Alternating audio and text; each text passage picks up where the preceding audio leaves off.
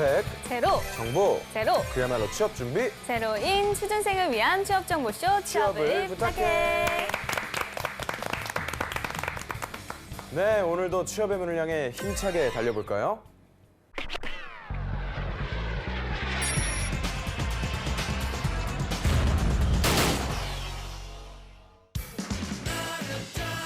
너의 취향을 저격해주마. 취향 맞춤 기업 정보 톡. 취향 저격 이 회사는 어때? 네, 오늘도 저희와 함께 해주실 분들 소개할게요. 취향 저격수 양상국형, 취업 컨설턴트 홍기찬 쌤, 빅데이터 전문가 전민기 쌤, 캠퍼스 특파원 최민주 학생 나왔습니다. 어서 오세요. 반갑습니다. 어서 오세요. 반갑습니다. 두 분은 백까지 합해져서 완전 파랑파랑해요. 오, 오늘 그러네요. 뭔가 투샷 보세요. 네, 뒤에도 파랑이고 앞에도 파랑이고. 세상이. 네. 재밌네요. 취향 저격, 오늘의 기업 어딘지 봐야죠. 오늘의 기업 어딘지 화면으로 만나보겠습니다.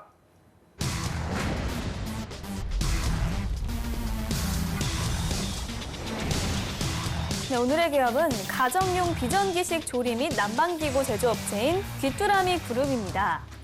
1962년 신생 보일러 공업사로 시작해 75년 보일러 형식 승인 1호를 획득했고요. 78년엔 국내 최초로 보일러를 해외에 수출하면서 성장을 거듭 1989년 귀뚜라미 보일러로 재탄생했습니다. 기온이 내려가는 가을에 귀뚜라미가 소리내 울기 때문이다.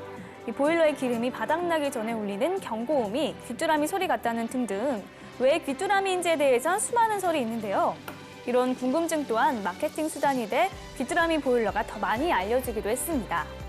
최근엔 홈 네트워크와 수소 연료 전지 시스템 개발에 적극적이고 센츄리 에어컨과 범양 냉방을 인수해 냉난방 전문 기업으로 성장해가고 있습니다.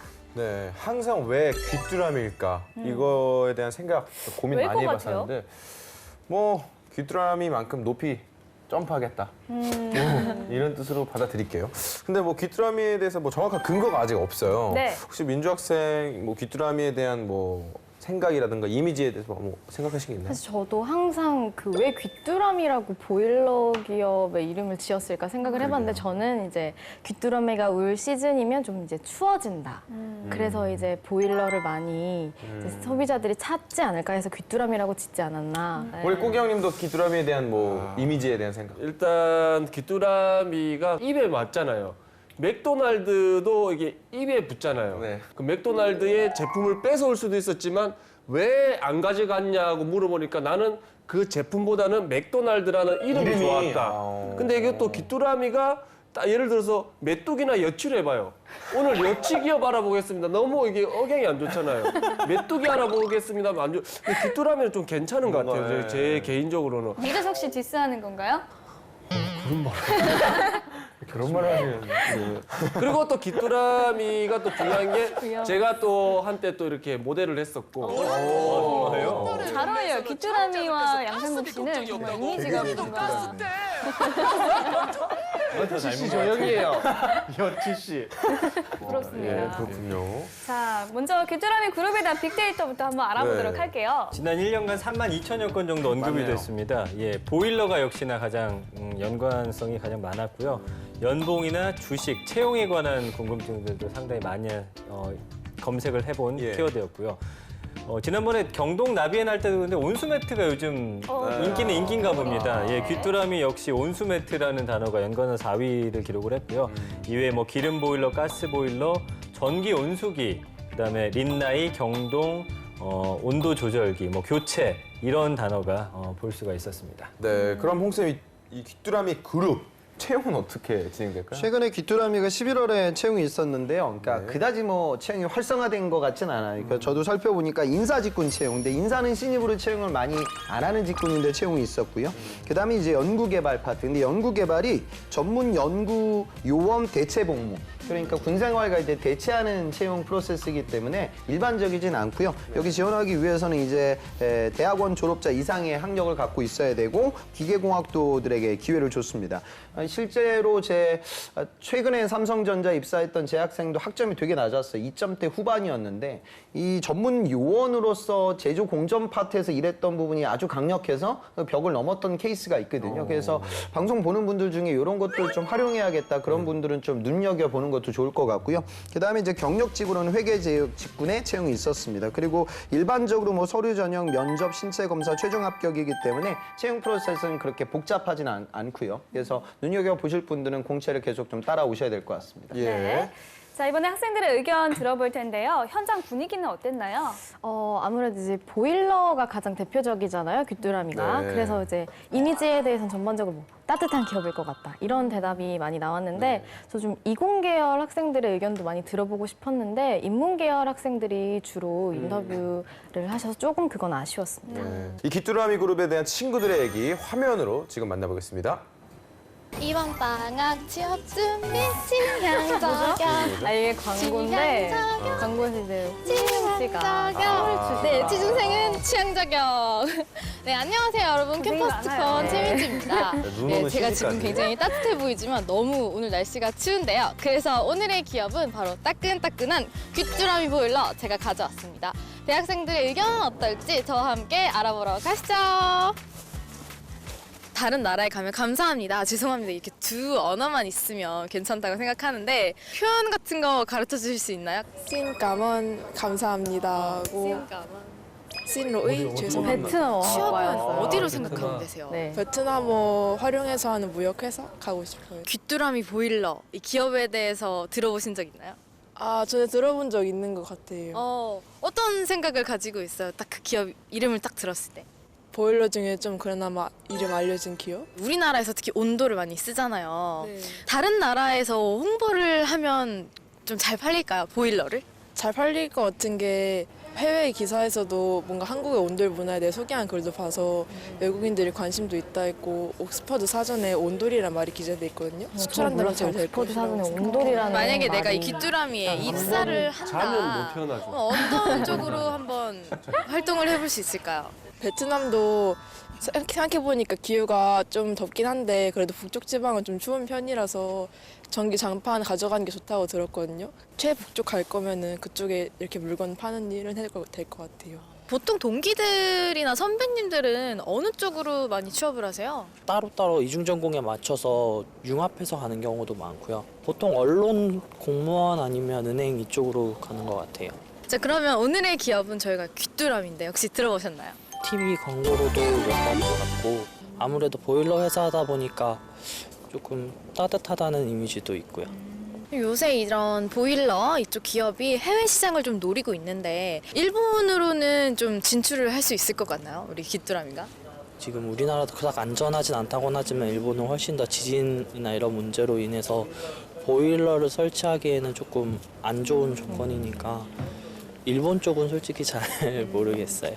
영어학과시면 영어를 잘하시겠네요. 이런 편견 있죠, 보통. 어떻게 생각하세요? 매우 편견이라고 생각하고 저 말곤 다 잘하는 것 같아요. 나는 이런 쪽에 취업을 관심을 가지고 있다. 그런 기업이 있나요? 외국 나가서 직접 바이어들 접촉하고 약간 그런 쪽에 되게 관심이 많아요. 집에 혹시 보일러 어떤 거 쓰시는지 아세요? 잘 모르겠어요. 저도 뭘 쓰는지 잘 모르겠어요. 보일러 하면 딱 생각나는 혹시 브랜드 있어요? 귀뚜라미랑 나비엔? 귀뚜라미 많이 들어본 것 같아요. 어떤 이미지가 떠오르나요? 그냥 약간 재밌는? 웃긴? 약간 그런 것 같아요. 위트 있는 광고가 떠오르죠.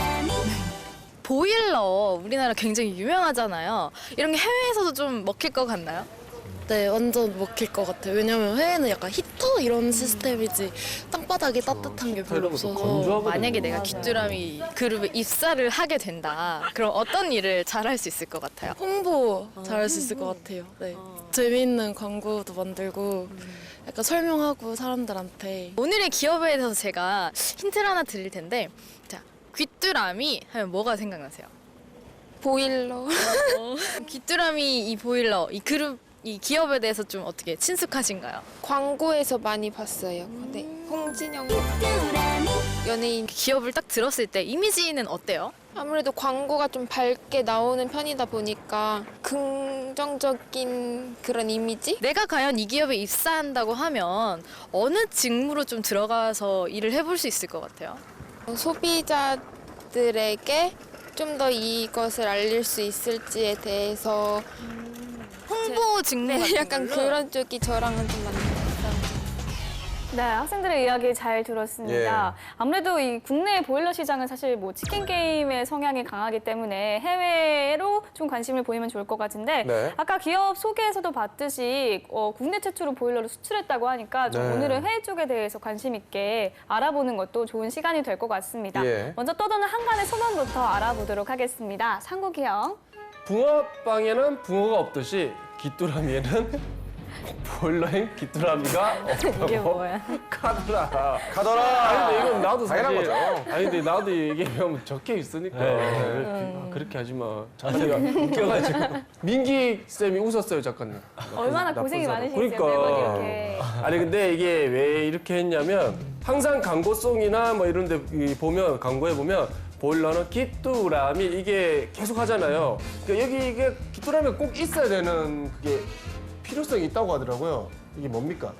그러니까 이제 광고나 브랜드 이미지 때문에 경동나비안하고 아주 치열하게 경쟁을 하고 있어요. 그러니까 실제로 저도 조사해 보니까 작년 16년도에 광고 선전비가 이제 귀뚜라미가 한 111억 원을 썼다고 하는데 예전 대비 한 35% 정도 증가한 양이고요. 경동나비에는 16년도에 그보다 더 많은 198억을 썼다고 하고 이것도 전년 대비 5% 증가한 상황이거든요. 그러니까 지금 경동나비안은 광고 모델을 유지태를 쓰고 있고 또 이제 귀뚜라미는 홍진영을 쓰고 있죠. 광고 컨셉도 조금은 다른 것 같아요. 그러니까 이렇게 투자를 많이 하는 이유가 예전에는 매출 한 80%가 이런 B2B 중심의 건설 특판 물량이었다고 하면 지금은 B2C적인 일반 소비자들의 교체 수요가 점점 커지고 있는 상황이에요. 두 번째는 아까 이야기가 나왔던 온수매트 이런 것들도 대표적인 B2C 사업이기 때문에 소비자들에게 브랜드 이미지와 신뢰도를 높이는 게 상당히 중요해요. 세 번째는 좀 제품 본연의 특징, 추위가 다가오고 있기 때문에 또 그 시기에 맞춰서 광고도 많아지고 있다. 그래서 업의 본질과의 광고도 같이 이렇게 연동되고 있는 것 같습니다. 네.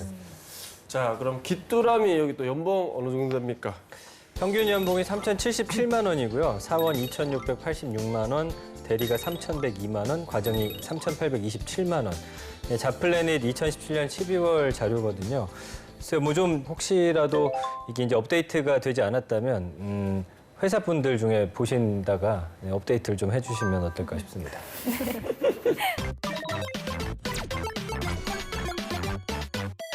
자, 이번엔 기업에 대해 좀 더 깊숙이 알아보도록 하겠습니다. 핫한 키워드로 기업을 저격해보는 시간이죠. 상국이형. 네, 핫한 키워드로서 기업을 저격하도록 하겠습니다. 거기에 해시태그! 우리 첫 번째 해시태그 보도록 하겠습니다. 짜잔! 샵 국산 보일러 샵 3개가 인정입니다. 우리 앞서 말했다시피 귀뚜라미 보일러가 국내 최초로 해외 수출을 했다고 합니다. 귀뚜라미가 국내에서도 유명하지만 해외에서도 극찬을 받을 정도로 인기가 있다고 합니다. 귀뚜라미 보일러가 어느 정도로 극찬을 받는지 궁금한데요. 네. 또 어느 정도인가요? 지금 580여 가지에 이르는 발명 특허를 가지고 있고요. 산업 재산권을 보유하고 있는 귀뚜라미 보일러입니다. 그 기술력을 바탕으로 해서 98.7%의 부품이 국산 제품으로 들어가 있습니다. 사실 TV나 휴대폰을 뭐 애플이나 삼성 이름 달고 판다고 하더라도 그 안에 부품들은 사실 다 다르죠. 그렇죠. 전 세계 제품들이 다 들어가 있거든요. 그러니까 이건 대단한 기술이고요. 1960년 이후에 국내 판매 총량에서 1위 자리를 차지해서 이 보일러의 본고장이 유럽을 비롯해서 중국, 러시아, 동구 시장에도 지금 그 품질을 인정받아서 안전하고 경제적인 보일러로 굉장히 극찬을 받고 있고요. 이런 연구 성과 때문에 가정용 보일러 부문 브랜드 파워 19년 연속 1위를 차지하고 있고요. 국가 브랜드 경쟁력 지수 9년 연속 1위. 그리고 KS 탑10 가스 보일러, 기름 보일러 선정됐고요. 21세기 한국을 이끌어갈 50대 기업에도 선정이 됐고요. 또 한국을 일으킨 엔지니어 60인에 선정이 되는 또 기염을 토하기도 했습니다. 기술진흥 부문 금탑 산업 훈장을 받았고요. 대한민국 100대 기술과 주역 등 국내 각종 인증은 물론이고요. 이 보일러 국제 표준 규격 ISO 9001까지 획득을 해서 뭐 유럽이라든지 중국 인증, 러시아 인증, 각종 국가의 해외 인증도 역시나 받았습니다.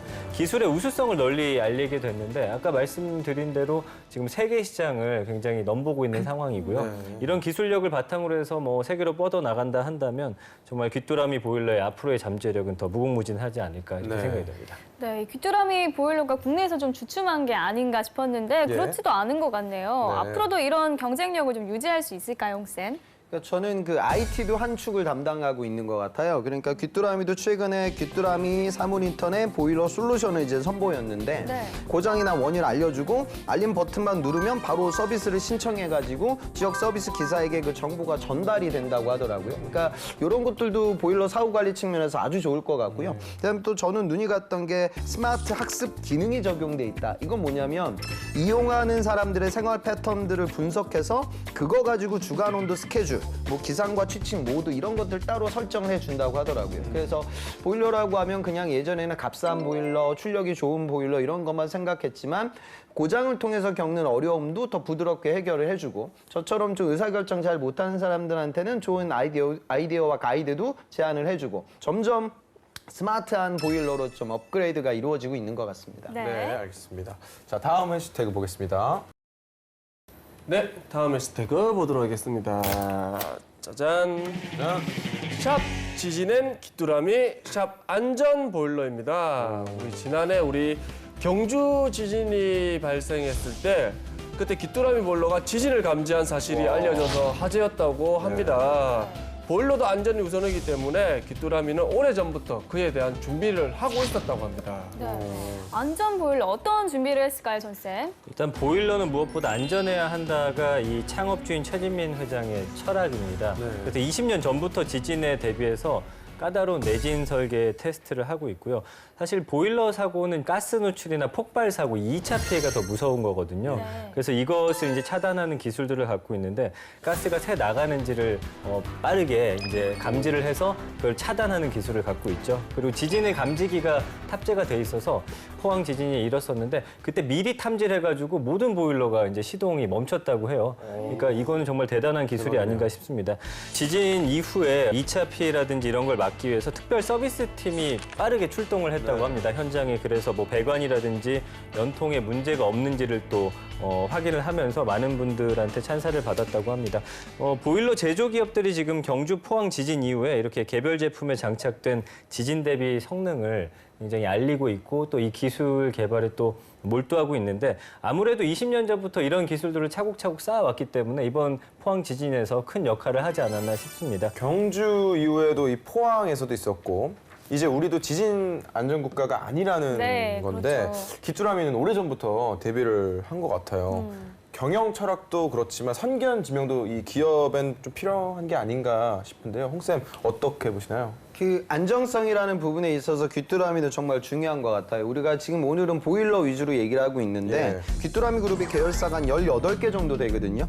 이 중에서 상장이 돼 있는 회사는 우리가 알고 있는 대구 그 경북 지역의 지역 방송 TBC 외에는 없어요. 그러니까 방송 사업도 하고 있고요. 그다음에 지금 진행하고 있는 사업들을 보면 우선 이 귀뚜라미 범양 냉방 이게 이제 국내 냉각 탑 분야에서 1위 기업이고요. 그다음에 신성 엔지니어링은 냉동기 그다음에 클린룸 시스템 이건 뭐냐면 삼성전자 같은데 반도체 라인을 관리하는 그런 공조 시스템도 담당을 하고 있고요. 그다음에 또 냉동 공조 업체인 센츄리는 해외 지역의 핵 폐기물 프로젝트도 진행을 하고 있고 아랍에미레이트의 원전에도 납품을 하고 있거든요.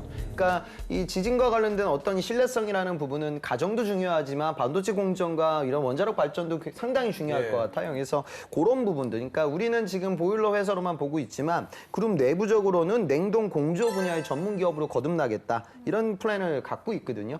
그러다 보니까 또 안정성이라는 부분에 초점을 맞춰서 회사 경영이 이루어지고 있는 것 같은 그런 추측이 듭니다. 네. 자, 지금부터 학생들의 궁금증을 해결해 보도록 하겠습니다. 저 같은 경우에는 학교 생활을 하면서 대외적인 활동이나 스펙 쌓기보다는 학교 내에서 동아리 활동이나 학생회 활동을 더 주로 해왔는데요. 저같이 대외 활동보다는 교내 활동을 중심적으로 한 학생은 취업 준비를 어떻게 녹여내서 하면 될까요? 궁금합니다. 이런 질문은 아마 이런 취업을 준비하는 학생들이 가장 많이 궁금해하는데 교내 활동과 대외 활동 중에 아무래도 조금 더 유리한 게 어느 쪽일까요? 교내, 교외가 중요한 게 아니고요. 내가 진행하는 활동의 직무 연결성이 더 중요해요. 네. 그러니까 교내 활동이라 하더라도 뭐 예를 들어 예전에 제 학생은 그 교수님과 함께 과제를 해서 교내에서 이제 기계과에서 팀을 꾸려가지고 우리나라에서 처음으로 학부생들을 위해 진행이 된 자율주행차 이 경진대에 나왔단 말이죠. 그러면 이제 교내 활동이지만 이 친구의 전공에 관련된 이력을 아주 잘 발휘할 수 있는 경험이죠. 교외 활동들 중에서도 만약에 뭐 마케팅 관련된 어떤 대외 활동들을 했고 이를 통해서 단순히 마케팅 전략 과정을 책으로 공부한 것이 아니라 실전 마케터들의 피드백을 들으면서 과제를 진행해서 발표가 있었다. 어떤 기업과 관련되는 이거는 또 이제 마케팅 쓰는 친구들에게는 아주 좋은 경험이죠. 그러니까 교내 교외가 중요한 게 아니라 내가 지원하는 직무에서 과연 이런 이력을 좋아할 것이냐 그리고 이런 경험에 대해서 궁금증을 가질 것이냐 이 부분에 초점을 맞추는 게 더 중요합니다. 네. 또 다른 질문도 들어볼까요? 자소서를 쓸 때 그런 경쟁 회사를 언급하는 게 과연 저한테 좋은 점이 될지 아니면 나쁜 점이 될지에 대해서 되게 궁금합니다. 네, 이건 저도 자소서를 쓸 때 굉장히 궁금했던 건데 이제 경쟁 기업에 대해서 이렇게 언급을 하는 게 혹시 감점의 요인이 될 수도 있나요? 그러니까 당연히 롯데백화점에서 인턴을 했던 경험을 현대백화점에서 궁금해할 거고요. LG전자에서 뭐 교육을 받았던 이력을 삼성전자에서도 궁금해해요. 그리고 또 중요한 건 어차피 이력서에 그 내용이 들어가거든요. 그러니까 그 인턴이라든가 안 그러면 대외 활동과 공모전의 수상 이력이. 그러니까 저는 가급적이면 그런 걸 감출 필요는 없다. 하지만 자기소개서에 내용을 기재하거나 면접장에서 얘기할 때 너무 뭐 또 귀뚜라미 면접장 가가지고 경동나비엔 이 단어가 너무 많이 들리는 건 아닌 것 같아요. 그러니까 그때는 뭐 경쟁사라고 좀 부드럽게 완곡하게 표현을 할 수 있겠죠. 근데 중요한 건 관련 경험을 통해서 내가 보일러 사업에 대한 어떤 기술적인 특징이라든가 이런 보일러 영업망과 영업 전략에 대한 관심도라든가 이런 것들 보여주는 건 직무적인 역량으로 충분히 어필은 가능합니다. 네. 자, 이번엔 실제 면접 상황을 재현해 보도록 하겠습니다. 상국이 형. 네, 우리 귀뚜라미 면접을 한번 보도록 하겠습니다. 집에 쓰시는 보일러가 뭐죠? 사실 저희 집에서는 제가 확인해 보니까 린나이 보일러를 사용하고 아, 있습니다. 린나이는 그럼 어떤 뭐 썼을 때 장단점이 있나요? 보일러 온도를 저, 중, 고 이렇게 좀 섬세하게 나눌 수 있는 그런 시스템이 있고 일단은 자취생들이 사용하기에 작동이 굉장히 쉽다는 게 있는데 가끔 이제 온수를 세탁기와 함께 사용하면 잘 나오지 않는다는 단점은 있습니다. 직장 내 부조리가 있으면 네, 어떻게 대처하시겠습니까? 사실 이 직장 내 뭐 폭언이나 정말 성희롱 이런 문제일 수도 있고 신입사원들이 가장 곤란해하는 문제라고 생각합니다. 이제 사원들이 사실 고민하기 이전에 회사 자체에서 매뉴얼이 제대로 갖추어져야 한다고 생각을 하는데 이직을 생각할 수도 있겠죠. 하지만 제가 그냥 저 혼자 이직을 한다면 이 회사 내부에서는 이런 문제가 계속 반복이 될 것 같습니다. 그렇기 때문에 저는 이런 직원들과 좀 대화도 해보고 가능하다면 민사상의 그런 법적인 절차를 좀 밟을 생각도 있습니다. 면접관인 저와 홍기찬 씨를 한번 소개를 한번 해보십시오. 소개요. 네. 면접관 양상국 씨를 먼저 소개를 해보겠습니다. 푸른색을 즐겨 입으시는 것 같은데 푸른색은 신뢰를 의미하는 거라서 굉장히 신뢰가 높아 보이시고 저와 이렇게 대화를 하실 때 눈을 맞춰주시는 것을 보니까 겉으로는 좀 차가워 보여도 다른 사람과의 대화를 하려는 그런 의지가 있고 굉장히 마음이 따뜻하신 그런 분 같습니다. 그리고 이제 면접관 또 홍기찬 선생님께서는 이제 다른 이제 면접자들에게 좀 다소 긴장을 주시긴 하지만 뚜렷한 통찰력으로 그래도 이제 면접자들에게 좋은 팁을 알려주시려고 하는 그런 굉장히 전문적인 분이신 것 같습니다. 그 마지막 답변은 좋은 것 같아요. 그러니까 오늘 저 보고 인상이 어떤 것 같아요? 뭐 이렇게 면접관이 툭툭 던지거든요. 그러니까 이거는 뭐 지식을 묻겠다는 것이 아니라 순발력을 보고 스토리텔링을 이제 보기 위함이죠. 네. 그래서 아마 뭐 면접관 정보가 없기 때문에 여러분들이 뭐 면접관의 넥타이 색깔, 의복 뭐 이런 것들로 아마 이야기를 하는 것 같아요. 그리고 민주 씨의 그런 답변도 좋았던 것 같은데 제가 좀 지금도 잘했지만 그 면접관들은 그런 게 있어요. 특히 임원분들이라고 하면 이 자리에 앉아있는 게 나이 실적이 아니거든요. 이 사람들은 더 높은 의사결정과 중요한 의사결정해야 될 분들이기 때문에 면접장에 앉아있는 그 시간이 그렇게 달갑지는 않아요. 바쁜 분들이니까요. 네. 그러니까 그런 중책을 맡고 계시고 굉장히 일정도 바쁘실 텐데 저 같은 구직자를 위해 오늘 이 자리를 마련해 주신 면접관님께 진심으로 감사드린다는 그런 쿠션도 좀 들어가면 더 좋아질 것 같고요. 그다음에 아까 그 회사의 조직의 병폐 이런 질문들을 했는데 조직의 부조리라고 하는 부분들은 여러분들이 매스컴에서 많이 보는 아주 예민한 부분들, 그러니까 뭐 성희롱이라든가 폭언 관련된 부분이 부조리의 메인은 아니에요. 그러니까 사실은 업무가 진행되는 그 과정들 속에서 원칙적으로 일을 하지 못할 때가 많거든요.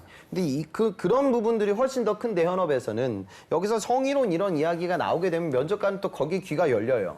그리고 이제 그거 관련된 질문들과 압박을 오늘 제가 방송이라서 하진 않았지만 어마어마하게 많이 하게 될 거예요. 그럼 민주 씨 입장에서 활동의 폭이 제한적이에요.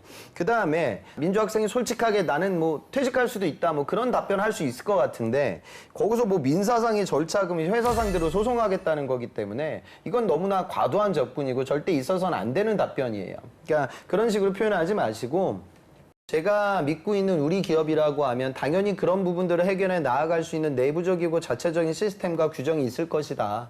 그래서 열심히 설득을 해서 그런 부분들로 정석대로 처리를 하겠다. 보일러 쓰면서 했던 부분은 지금은 조금 너무 일반적인 이야기였으니까 실자 면접장에 간다고 하면 더 아마 기업 분석과 경쟁사 분석을 할 거예요. 그래서 실제로 이제 나오는 제품들의 특징으로 지금 뭐 그냥 저중고 뭐 이 정도 컨셉은 너무나 일반적이니까 더 차별화된 이야기를 하시면 좋을 것 같습니다. 네. 자, 지금까지 귀뚜라미 그룹에 대해서 알아봤는데요. 민주 학생 어떤 매력을 느꼈나요? 귀뚜라미 그룹 하면 정말 보일러밖에 사실 떠올리지 못했는데 이번 시간에 뭐 반도체 뭐 그런 공정이라든지 원자력 발전 관련해서도 투자를 하고 있다는 그런 새로운 정보를 알게 돼서 굉장히 유익한 시간이었습니다. 네, 홍쌤의 꿀팁도 빠질 수 없겠죠?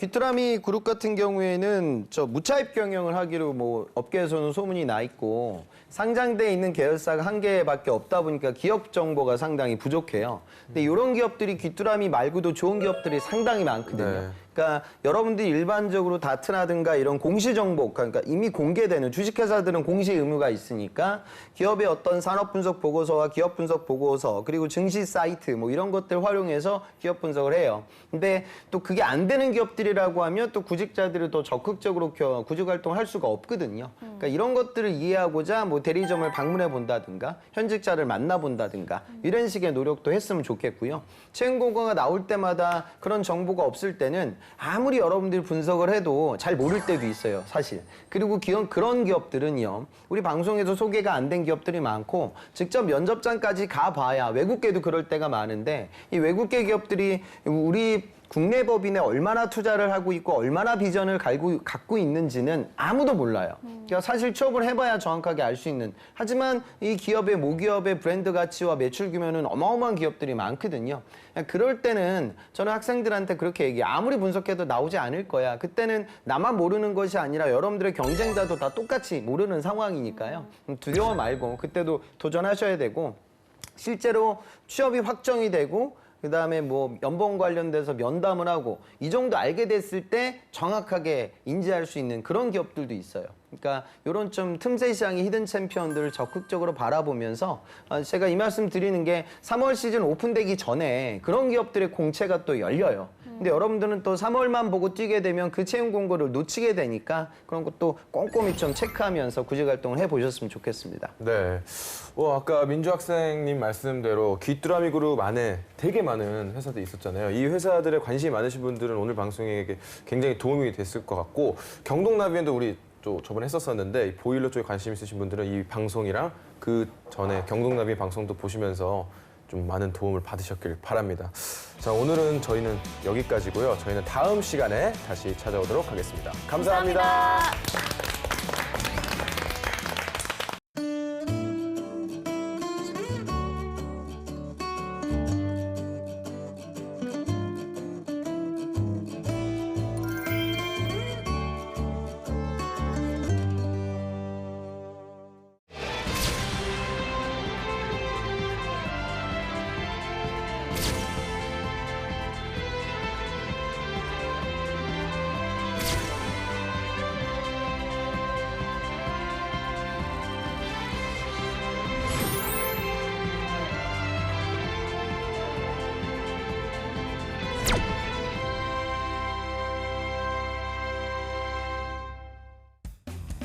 안녕하세요. 안녕하세요. 안녕하세요. 선생님들 직구 해보셨어요? 직구 던져보긴 했는데 뭐 돌직구 그런 거 말씀하시나요? 슬라이드 커브? 뭐 이제는 농담도 받아주시지도 않네요. 제가 새해에는요 결심을 하나 했습니다. 선생님께 직언을 해드리는 거예요. 그 설총의 화환기 아시죠? 네. 예, 거기에 할미꽃 역할을 제가 좀 해야 될 것 같아요. 선생님들 주변에 장미꽃이 너무 많아요. 제가 그 지금 할미꽃 역할을 하겠습니다. 제가 뭐 돌직구 농담 하나 했다고 갑자기 또 설총이 왜 나옵니까 지금? 하여튼 공부를 너무 많이 하셨어. 아닙니다.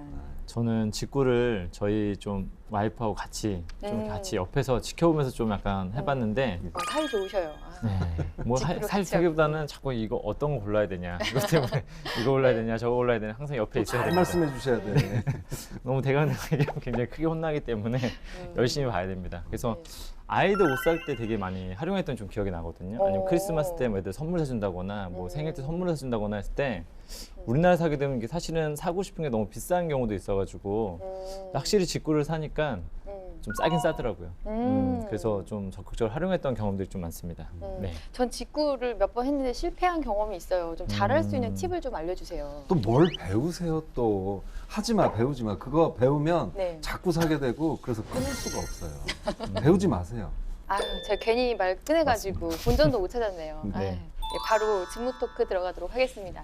네, 오늘은 새해 첫 지원자죠. 네. 코리아센터닷컴에 입사를 희망하는 지원자가 찾아주었습니다. 오늘 저희가 좀 직구에 대한 얘기를 좀 했었는데 그것과 관계된 회사에 대해서 오늘 좀 같이 이야기를 나눠보도록 하겠습니다. 네, 회사 소개해 주세요. 네네, 코리아센터닷컴은 대한민국 어떤 전자상거래 어떤 산 역사라고 좀 보시면 될 것 같은데 2000년도에 처음 선보였던 전자상거래 통합 솔루션인 혹시 이거 많이 들어보셨을 것 같은데 메이크샵이라고 혹시 들어보지 않으셨어요? 네. 이게 지하철에서 보게 되면 메이크샵이라는 광고를 본다거나 라디오 나오면 네 맞습니다. 라디오에서도 많이 들었던 것들 중에 하나로서 관련된 분야의 어떤 독창적인 어떤 서비스를 제공해주고 있는 회사인데 이게 찾아봤더니만 우리나라에서만 하는 것이 아니라 한국, 뭐 일본, 중국 등에서 동북아시아에서 시장 점유율 1위를 달리고 있는 국제적 인터넷 쇼핑몰로 지금 인정받고 있다고 보시면 될 것 같고요.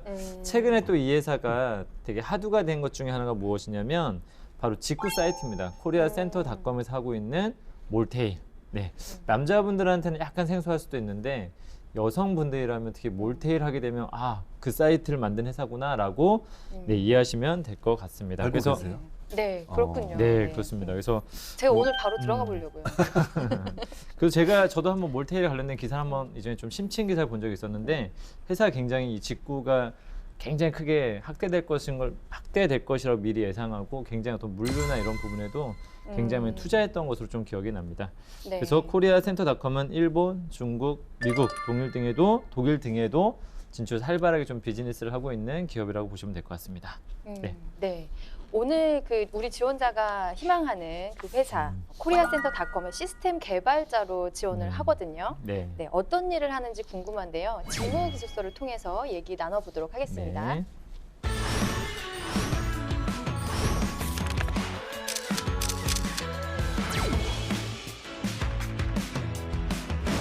네, 면사포 직무 기술서입니다. 네, 시스템 개발 직무가 하는 일을 좀 보면 쇼핑몰 구축 솔루션인 메이크업샵 주문과 결제 부분 개발을 주로 담당하게 된다. 지금 이제 페이코, 뭐 카카오페이, 뭐 삼성페이, 뭐 셀페이 이런 간편 결제들이 있잖아요. 그런 다양한 결제 기능을 제공을 하고 있고요. 그래서 이제 그 소비자들이 좀 빨리 편하게 간편하게 주문을 하고 결제를 할 수 있는데 좀 도움을 주는 그런 일들을 주로 하고 있습니다. 원래 시스템 개발 자체는 여러 가지를 하지만 네. 이 회사에서는 결국 핵심은 안심하고 정상적으로 결제가 이루어지도록 하는 거, 주문과 결제가 이루어지도록 하는 게 그게 핵심이라고 볼 수 있겠죠. 그것도 좀 그런 것 맞습니다. 같아요. 최근에 페이코나 뭐 카카오페이나 뭐 삼성페이, 뭐 네이버페이 막 이런 것도 있지 않습니까? 네. 자꾸 이 환경이 많이 바뀌다 보니까 또 거기에 맞추어서 또 이 결제 시스템도 많이 바뀌는 게 아닌가라는 생각이 좀 들기도 합니다. 맞아요. 네. 새로운 걸 계속 공부해 나갈 수 있겠어요. 네. 그런 네. 장점도 있고. 그러면 이제 직업 기초 능력으로 넘어가 볼게요. 네, 네. 10가지 중에서 어떤 것들을 우선으로 좀 보면 좋을지 네, 일단은 시스템 개발 분야이기 때문에 저는 첫 번째로 기술 능력을 좀 꼽고 싶습니다. 이건 어떻게 네. 너무 당연한 부분이라서 네. 해당 분야의 어떤 기술적 어떤 습득 능력을 바탕으로 아니면 기술 개발을 통해서 있어야지만 이 분야에서 좀 일을 할 수 있기 때문에 뭐 가장 네. 기본적으로 기술 능력적인 부분을 가장 우선시해야 되지 않을까라는 생각이 좀 듭니다. 그리고 저는 이제 대인관계 능력하고 직업윤리를 말씀드리고 싶은데 그 네. 관련된 교과서 내용에 보면 고객 서비스웨어 관련된 게 이 두 과목에서 다 나오잖아요. 네. 결국은 고객 입장에서 편리한 결제나 뭐 이런 것들이 이루어지도록 하기 위해서는 고객 서비스 마인드가 중요한데 네. 그런 측면에서는 이 두 가지 중요하다고 생각합니다. 맞아요. 개발자 입장에서 처리가 좀 편리한 것보다는 이용자 입장에서 더 편리하게 생각하는 게 참 중요하겠죠. 네. 그리고 자기 개발 능력이 저는 좀 중요하다고 생각이 드는데요. 말씀하셨듯이 뭐 금융 환경이라든지 아니면 또 기술적인 환경이 계속 빠르게 변화하고 있다 보니까 그에 따른 또 적극적인 학습 태도, 네, 수용하는 능력, 기술을 익히는 능력 이런 부분들이 좀 중요할 것 같습니다. 그리고 특히 개발 쪽 분야에서는 개발자 혼자 일하는 것이 아니라 일단 기획자들과 같이 함께 일을 해야 되기 때문에 네. 사실 회사에서 일하다 보면 기획자하고 개발자하고 혹은 아니면 디자이너 이 뭐 3대 축을 이루고 계시는 분들이 마찰이 굉장히 심할 때가 좀 있거든요. 아니면 네. 일정 조율 때문에 마찰이 생기는 경우도 있고 아니면 기획 쪽에서 요구하는 다양한 기능 이런 것들을 또 구현을 하는 데 있어서 또 개발 쪽에서는 굉장히 큰 어려움을 겪기도 하다 보니까는 서로 좀 자기의 입장을 대변하다 보면은 굉장히 어떤 의사소통의 어떤 문제들이 많이 발생하기 때문에 어떤 커뮤니케이션 능력이라든지 대인관계 능력 중에서도 갈등을 조정을 해야 된다든지 네. 이런 부분에 대한 부분들이 굉장히 많이 발생하기 때문에 대인관계 능력 중에서도 좀 갈등 조정 능력이라든지 혹은 아니면 또 대인관계 능력 중에서도 어떤 리더십, 주도적으로 좀 일을 처리할 수 있는 어떤 자세가 좀 필요하고 그다음에 다양한 어떤 부서의 사람들과 일할 수 있는 커뮤니케이션 능력이 좀 필요하지 않을까라는 생각이 좀 듭니다. 네. 그러면 필요 지식으로 넘어가 볼까요? 네. 일단 뭐 해당 산업에 대한 어떤 이해를 바탕으로 하고 있어야 되겠죠. 이런 뭐 전문 지식도 중요하지만 전자상거래에 대한 이해를 좀 하고 있어야 된다고 생각이 좀 들고요. 그다음에 이제 소비자에 대한 이해 이런 것도 좀 가지고 있어야 되고 또 우리가 DB를 좀 다뤄야 되잖아요. 그래서 이제 정보 관리에 대한 그런 지식이라든지 설계, 뭐 테스팅 이런 거에 대한 지식도 좀 요구된다고 생각이 듭니다. 그리고 저는 또 필요 기술 관련된 부분에서 좀 일정 관리 능력을 좀 더 말씀을 드려보고 싶은데요. 네. 결론적으로는 그 개발자들이 힘들어하는 게 일정 관리적인 부분이 굉장히 많습니다. 네. 기술이라는 것은 전 IT 쪽에서 좀 일을 해봐서 좀 보면은 기술은 개발할 수 있는 것 같아요. 근데 이제 회사에서 요구하거나 고객이 요구하는 그 일정이 있거든요. 그 네. 일정 안에 기술을 개발하기가 굉장히 어렵다 보니까 좀 일정을 관리할 수 있는 능력, 그것도 좀 필요 기술에 좀 들어가지 않는가. 뭐 개발을 잘할 수 있고 구현할 수 있는 능력도 필요하지만, 네, 그런 좀 일정 관리 능력도 좀 말씀을 드려보고 싶습니다. 어쨌든 뭐 그런 언어를 활용해서 어떤 소프트웨어나 아니면 그렇죠. 그런 프로그램이나 이런 걸 사용해서 구현할 수 있는 능력을 좀 갖춰야 되겠습니다. 네, 그렇습니다. 그러면 직무 수행 태도로 넘어가 보겠습니다. 네. 그래서 아까 우리 한번 직업 기초 능력에서도 좀 언급을 됐듯이 네. 사실은 개발자하고 기획자는 업계에서 봤을 때는 상극이라는 얘기를 많이 하거든요. 약간 서로 좀 못 잡아서 안 달라. 궁합이 그래서 안 좋군요. 약간 상극. 저는 회사 다니면서 싸우는 모습을 너무 많이 봤거든요. 아. 항상 이게 진짜 이 싸우는 정도가 그냥 싸우는 게 아니라 너 옥상에 따라와라. 정말 무서운데요? 저는 그런 모습을 본 적도 있었고 사실은 각자의 책임이 있다 보니까 한쪽도 이렇게 서로 물러설 수 없는 그런 게 좀 있기도 하고 그다음에 또 이런 게 있습니다. 지식의 또 차이가 좀 있는데 기획자들은 보통 전산 관련된 전공자도 있지만 대체로 좀 전공 무관자들이 좀 많다 보니까는 기획을 하다 보면 서로 이제 좀 지식적으로 서로 뭔가 소통이 안 될 때가 좀 있거든요. 그렇죠. 네네. 그래서 좀 약간 커뮤니케이션 능력에 대해서 다시 한번 좀 강조를 하고 싶다라고 말씀을 드려보고 싶습니다. 또 이런 게 또 이런 개발하는 게 사실은 뭐 금방금방 이루어질 수도 있지만 잘 안 되는 경우가 많잖아요. 그쵸. 그래서 좀 끈기, 인내심을 가지고 해결하려는 그런 태도 그리고 적극적으로 그 문제를 해결하려는 태도 맞습니다. 일단은 기본적으로 적극성, 어떤 호기심도 저는 되게 중요하다고 생각하거든요. 네. 결론적으로는 그 회사가 성장하기 위해서는 또 개발자가 성장하기 위해서는 그런 기술에 대한 약간 호기심을 갖는 태도, 약간 도전 정신, 사실은 이런 것도 좀 중요한 덕목이 아닐까라는 생각이 좀 듭니다. 네. 네, 지금까지는 우리 직무기술서 그리고 우리 선생님들의 그 이야기로 어떤 일을 하는지 잘 이야기를 해봤는데요. 그렇다면 이 직무 어떤 매력이 있어서 입사를 그렇게 하고 싶어 하는 걸까요? 실제 근무하시는 분들이 제일 잘 알겠죠. 네. 그래서 그 직접 근무하시는 분한테 들어본 바에 의하면 3가지 매력이 있다고 그래요. 3가지나. 네. 첫 번째는 정말 그 저희가 뭔가 개발한 걸 구현을 했을 때 무에서 유가 창조되는 거잖아요. 그랬을 때 그 뿌듯함. 성취감 있을 것 같아요. 네. 그리고 자기가 만들어 놓은 거에 대해서 이렇게 반응들이 있을 거 아니에요. 고객님, 그 사용해 보신 분들. 네. 그분들의 또 반응에 대해서 또 기대감이 생기는 게 또 매력이라고 합니다. 네. 또 좋은 평가받으면 얼마나 또 뿌듯하고 좋겠어요. 그리고 3번째는 아까 저희가 처음에 다 얘기한 건데 자꾸 환경들이 급속하게 변화하다 보니까 자기 개발을 해야 되거든요. 네. 그리고 자연스럽게 일을 환경에 바뀌어서 직무를 수행을 하다 보면 당연히 그 계속 뭔가를 자연스럽게 배워나갈 수 있는 그런 또 매력이 있다고 합니다. 그러니까 이 3가지입니다. 이런 직무가 이렇게 매력이 있는 만큼 또 네. 코리아센터닷컴도 매력 있는 기업이라면서요? 네. 그 사실 기업에 속해 있는 직원들이 자기가 속한 기업에 대한 만족도 이런 게 기업의 성과에도 상당히 좀 중요한 역할을 하잖아요. 네. 다들 마음이 떠나고 뭐 이런 기업이 잘 될 리가 있겠습니까? 가장 다니고 싶은 기업 막 이런 그렇죠. 거를 항상 조사하잖아요. 그런데 여기는 약 79%가 지인에게 한번 추천하고 싶다. 우리 좀 취업을 해라. 이 정도 상당히 높지 쉽지 않죠. 네. 제가 가끔씩 그런 거 많이 찾아보는데 어떤 회사에서는 추천율이 5%가 나오더라고요. 그렇죠. 네. 아무리 급여를 많이 주고 그렇죠. 그런다고 하더라도 이 직원의 만족도 특히 자기가 아끼는 사람들 보고 우리 회사에서 일해라 이렇게 추천하는 건 쉽지 않은 일이에요. 그렇죠. 근데 79%는 그렇죠. 너무 높은 거고요. 오늘 방송을 통해서 많은 정보 얻어갔으면 참 좋겠습니다. 네, 많은 정보를 얻어가실 것 같아요. 그죠? 네. 네, 지금까지는 코리아센터닷컴에 대해서 알아봤고요. 네. 지원자가 준비한 셀프 영상을 보면서 계속 얘기 나눠보도록 하겠습니다. 네.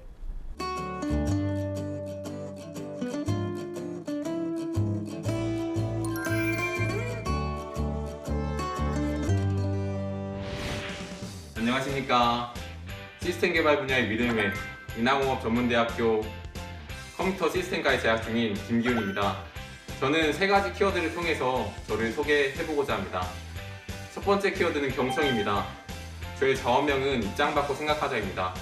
저는 그 자원명을 지키기 위해 다른 사람들의 말을 경청합니다. 일례로 교내에서 실시했던 창의공학 캠프에 지원한 적이 있습니다. 그때 이제 팀을 구성하고 아이디어를 내는 과정에서 팀원들의 의견이 맞지 않아 문제가 생긴 적이 있습니다. 저는 그때 뭔가 스티브 잡스 같은 문제를 해결하기 위해 다른 팀원들의 의견을 다시 주의 깊게 듣고 그리고 의도를 파악해서 문제를 해결한 부분에 서로 조율을 하면서 마무리를 지었고 그 결과 상도 받을 수 있게 되었습니다. 저는 이러한 경청을 통해서 다른 사람들의 의사소통과 그리고 팀워크에 많은 도움이 될 것이라 생각합니다. 두 번째 키워드는 자기개발입니다. 저는 필요한 것이 있다면 새로 배우는 것에 두려워하지 않습니다. 대학교 2학년 때 TCP/IP 과제를 프로젝트를 진행한 적이 있습니다. 그 프로젝트를 진행하면서 이제 주제를 선정하고 개발 환경을 준비하는 과정에서 기존에 배웠던 언어가 아닌 새로운 언어인 노드.js를 사용한다면 코드를 조금 더 효율적으로 구성할 수 있을 거라 생각했습니다. 그래서 저는 2주간 매일 1시간씩 공부를 해서 프로젝트를 완성한 경험이 있습니다. 이러한 자기개발은 빠르게 변화하는 IT 분야에 중요한 소양이며 저의 장점이라 직무를 생각합니다. 잘 알고 있는데요. 세 번째 자기개발을 키워드는 책입니다. 저는 고등학생 때부터 도서부원으로 활동하며 책에 대한 관심을 키워왔습니다. 왜냐하면 저는 책을 그저 재미로 여기는 것뿐만 아니라 다른 분야를 접근하는 가장 쉬운 방법으로 생각했기 때문입니다.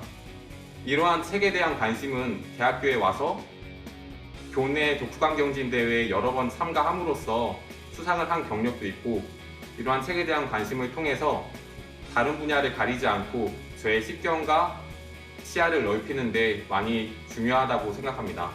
저는 이러한 3가지 키워드를 통해서 저를 소개해보았습니다. 감사합니다.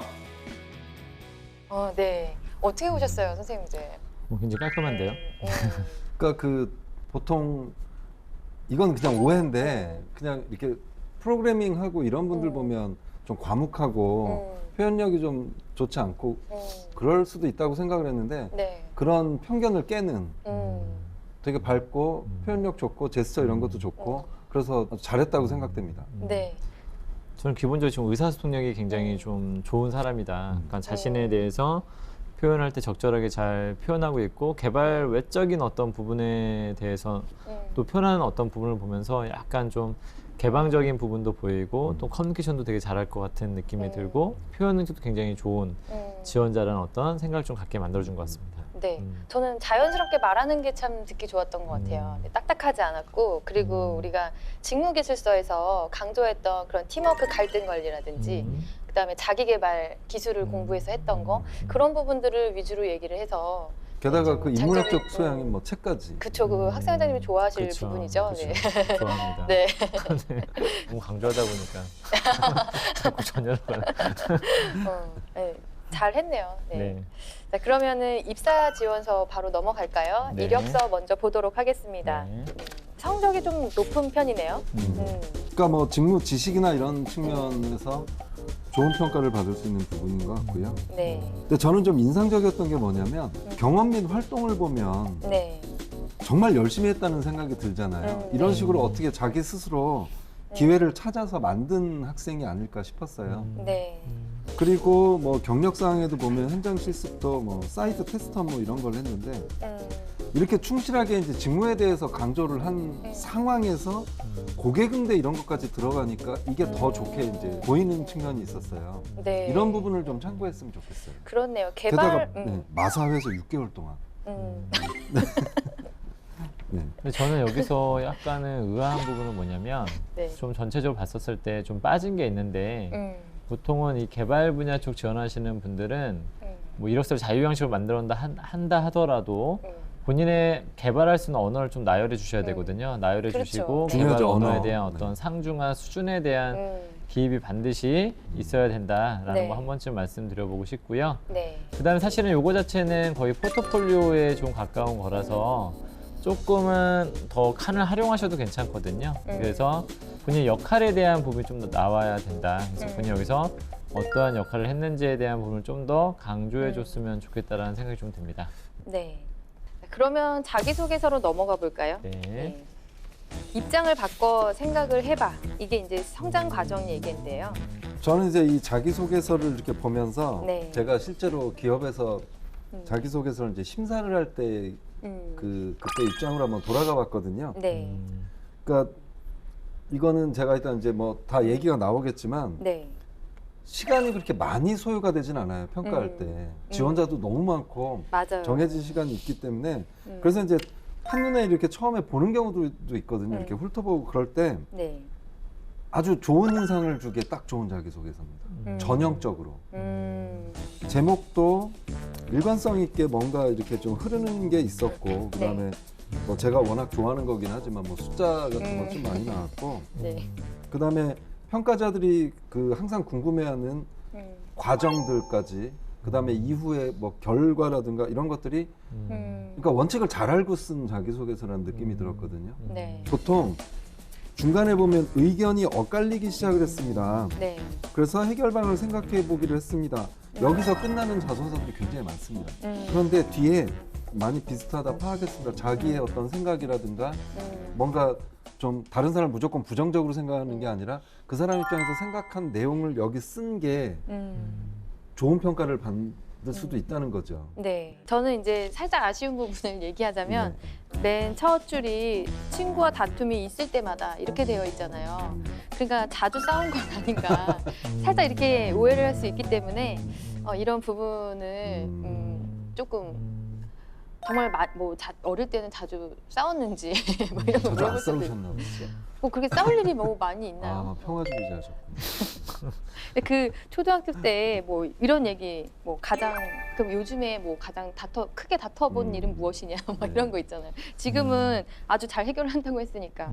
이거 한번 이따 면접에서 한번 확인 한번 해봐야 되겠네요. 네. 저는 약간은 여기 자기소개서에서 조금 아쉬운 거는 이 입장 받고 생각해서 친구들의 의견이 엇갈리다고 했는데 약간 다소 좀 추상적이라는 느낌이 좀 들었거든요. 네. 어떤 부분인지에 대한 소개가 좀 안 나오다 보니까 그리고 자세히 생각해보니까 뭐 둘 다 다르지 않았다고 얘기했는데 그 형태가 좀 없는 것 같아요. 무엇에 대한 것인지에 대한 부분이 좀 빠져 있다 보니까 글이 약간 다소 모호하게 느껴질 수 있는 부분이 있기 때문에 좀 더 차후에 쓰실 때는 그 부분에 대한 게 어떤 부분에 대한 문제였는지를 좀 더 약간 구체성은 있어야 될 것 같다는 느낌이 들고 면접상에서도 사실은 좀 그 부분에 대해서 그 구체적인 부분에 대해서 예, 물어볼 여지가 있다는 것도 염두는 하셔야 될 것 같습니다.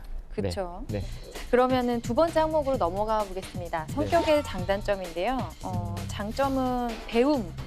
네. 계속적으로 배우는 거. 네.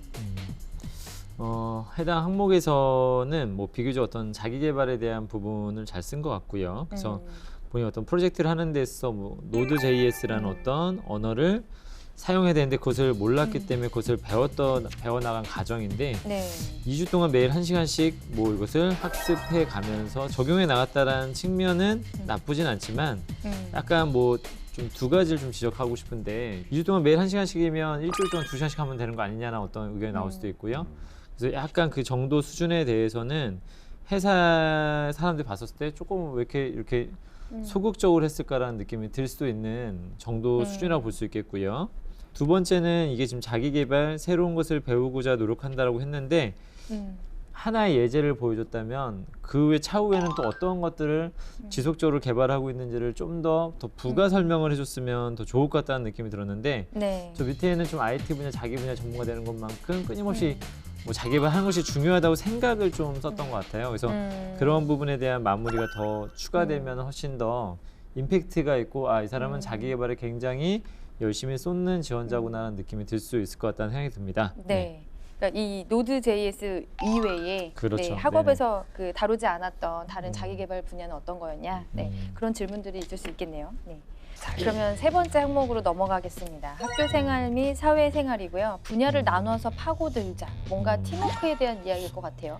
자기소개서를 많이 써봐서 그런지는 모르겠는데 어쨌든 직무와 연결해서 소재를 적절하게 배분하는 그 능력은 확실히 있어 보여요. 앞에서는 뭐 이걸 얘기하고 여기서는 또 팀워크를 얘기하고 네. 근데 전공과 관련이 돼 있고 이런 부분은 좀 저는 인정을 좀 해주고 싶습니다. 네. 비교적 뭐 이런 소재 선택은 잘 한 것 같은데 네. 또 여기서 뭐 단점을 좀 말씀드리자면 이런 유형의 어떤 답을 하게 되면은 면접에 항상 나올 수 있는 질문이 하나 있는데 그러면 본인은 여기서 특별히 더 본인이 더 기여한 것에 대한 언급이 좀 빠져 있는 게 좀 아쉽다. 그렇죠. 네. 본인이 그렇죠. 좀 더 그럼 이걸 더 잘하기 위해서 희생을 했거나 남들보다 더 뛰어나게 뭐 기여를 했다거나 이런 부분들도 어필이 되었으면 좋겠어요. 그래서 이게 약간 괜찮아 보이는데 약간 좀 플러스 알파가 되면 훨씬 더 좋은 자기소개서가 될 수 있을 것 같기도 하고 네. 그런 의문점이 좀 들다 보니까 또 면접에서 그 부분을 좀 파고들 수도 있다라는 것도 염두를 해야 될 것 같습니다. 네. 그럼 마지막 항목인데요. 지원 동기 및 입사 후 포부고요. 저의 역량을 회사의 역량으로라는 제목으로 시작을 했습니다. 참 제목은 잘 붙이네요. 어쨌든 그 사실은 한 회사만 지원하기는 굉장히 좀 어렵기 때문에 네. 다른 부분들은 좀 공통적 하나를 작성해 놓으면 공통적으로 이제 들어갈 수 있는 내용들인데 지원 동기 및 입사 후 포부가 항상 좀 맞죠. 막히죠. 네. 이건 이제 면접에서도 준비를 해야 되는데 누구나 아는 내용을 쓰면 사실 면접관들은 이렇게 반갑지는 않지만 그래도 계기를 얘기를 해주면 그나마 좀 반가울 때가 있어요. 근데 네. 여기는 지금 계기는 있어요. 그러니까 이런 게 중요한 것 같아요. 네.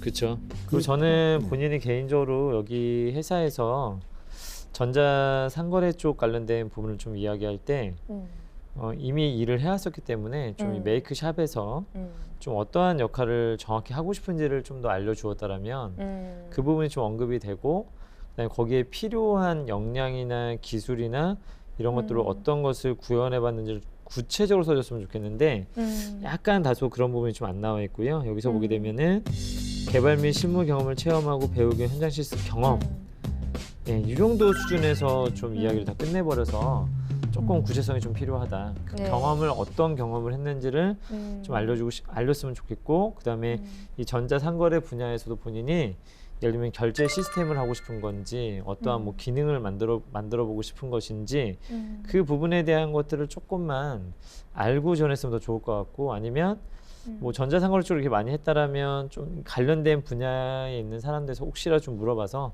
어떤 쪽 분야의 사람을 뽑는 건지 좀 더 알고 그런 것도 사실 좀 중요한 것 같아요. 그래서 그러면 좀 더 회사가 요구하는 것에 더 맞는 이야기를 쓸 수도 있지 않을까라는 생각이 좀 들었습니다. 네네. 그러니까 그 부분이 언급이 됐으면 포부도 상당히 좀 구체화됐었을 것 같은데 그게 언급이 안 돼서 포부도 좀 약간 좀 추상적인 내용이 되지 않았나 싶습니다. 맞아요, 맞아요. 그러니까 이게 이제 과제를 준비하면서 알게 된 거고, 그리고 만약에 이거를 이용을 해봤다면 사용자의 불편 사항이 무엇인지 알 거 아니에요. 그리고 이제 이거를 물어보겠죠. 그렇게 잘 알고 있다면. 마지막에 이제 입사 후 포부에 보면은 사용자가 불편해하거나 필요로 하는 서비스를 파악하겠다. 이제 이거를 미리 좀 하나쯤은 알고 오면 훨씬 더 입사 의지가 돋보일 수 있고, 개발자의 역량을 좀 그런 의지나 이런 것들 좀 볼 수가 있겠죠. 한번 물어보고 싶네요. 그래서 결론적으로 이것도 결론적으로 그래서 우리 회사에서 어떤 걸 하고 싶냐에 대해서 물어보지 않을까라는 생각이 좀 듭니다. 네.